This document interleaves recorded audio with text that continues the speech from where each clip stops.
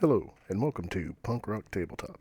Today, let's open up a brand new, sealed copy of Monopoly, Firefly Edition. This version of Monopoly was released in the year 2015 by USAopoly.com, of course with some nice checks written out to Hasbro and 20th Century Fox. Let's break the seal, peer inside. I will, of course, photo document everything as it is, and let's see what happens. Upon opening the box, it appears as though it is a quad fold board, and I am facing a $5 currency and a stack of cards that says shiny. I like shiny things. Let's go see what's shiny. The saran-wrapped stack of cards contain shiny cards, Goram cards, and title deeds. It's pretty obvious that your community chest and chance cards have been replaced by shiny and Goram. Since the Goram logo has a Jane hat as the A, let me randomly draw one and see what happens. Advance to carrier ship. If you pass go, collect $200. I guess my luck remains the same. Let's move on to a shiny card. What shiny thing will I find? Your story is believable. Collect $10. That sentence has never been spoken to me. This game has offered me a first in my life, and I appreciate you for it, Firefly Edition of Monopoly. Taking a little perusement through the title deed cards, a couple of things jump out at me. Obviously, some of the well-known places from the TV show and movie are represented, including Whitefall and Ariel. As well as, on top of that, it looks like one of the what used to be electric companies are now space stations. My favorite one being Niska Skyplex, from a very awesome episode of Firefly. I have already decided that my goal in each game is to own Niska Skyplex. Also making a mental note to watch that episode at my earliest convenience. Now I'm going to take a look at the most important thing in Monopoly and the most important thing in the verse. The money. The first thing I notice about the money, it's definitely not the color. I had to be told that these were the traditional colors of Monopoly money. The first thing I notice is the divisions are still just simple 1, 5, 10, 20, 50, 100, and 500. That tells me that in the Monopoly vision of the future, that inflation has gone down insanely to the point that a 1 credit bill is still viable when buying property. This leads me to never believe a banker in the verse.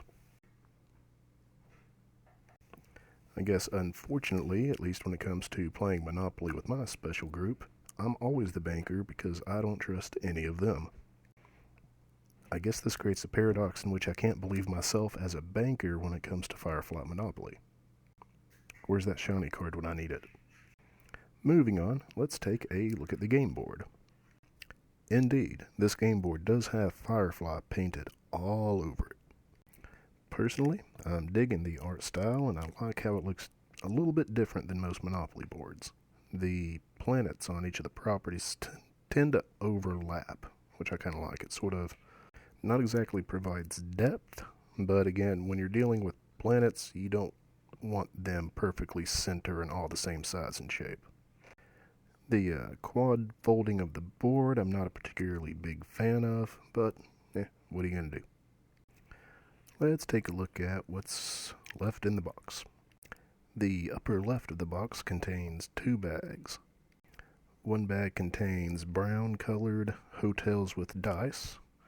The other bag contains smaller white houses. I'm sorry, John Mellencamp, you'll have to wait another day for a Ain't That America edition. One thing I immediately notice about the dice, it seems as though the black dots representing the numbers are a lot bigger on these dice than most others. I can only assume that means that this company believes that only old people play Monopoly. I, for one, appreciate the bigger dots, and I look forward to seeing many, many bigger dots in the future.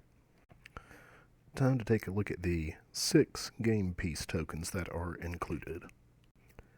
One thing I'll notice is that the typical game of Monopoly usually has about 8 pieces.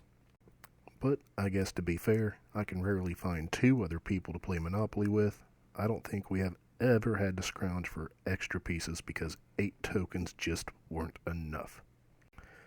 The quote-unquote collectible game pieces are metallic. They have a nice feel to them. I don't feel as though I'm going to snap one when I pick one up and actually try it. Yet they do feel surprisingly light for being metallic. i.e., if you hit one with a dice as you're playing, it's probably going to follow the dice. So if you have a habit, or if your friends have a habit of throwing the dice across the game board, you may wish to use a bigger and heavier piece to mark your token, as I typically have on hand, as you see. Before boxing this back up completely for later enjoyment, I decided to take a look through the rulebook. There are no special rules for this themed version of Monopoly. And wisely, the rulebook actually points out the common mistake of wanting to put money under free parking and other house rules as actually detrimental to the game. Though honestly, my favorite part of this rulebook is its little bitty aggression right here. They could have phrased that better.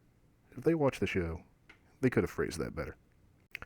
Now, boxing it back up, I can say that this does look like a good version of Monopoly. The board is drastically different. I like the presentation through all the title deed cards.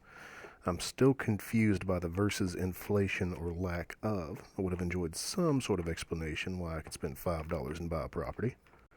My only guess is they just rebranded a Detroit version of Monopoly for that.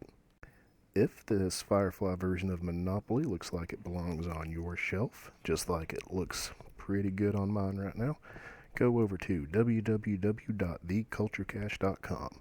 There we have some very clickable links to Amazon, which costs you nothing extra and just helps us out a little bit. While I'm on the subject of helping us out a little bit, we have a very clickable donate link somewhere there at the top. Go there. I know you can see it. Click it. Come on. Do it. See you around the verse.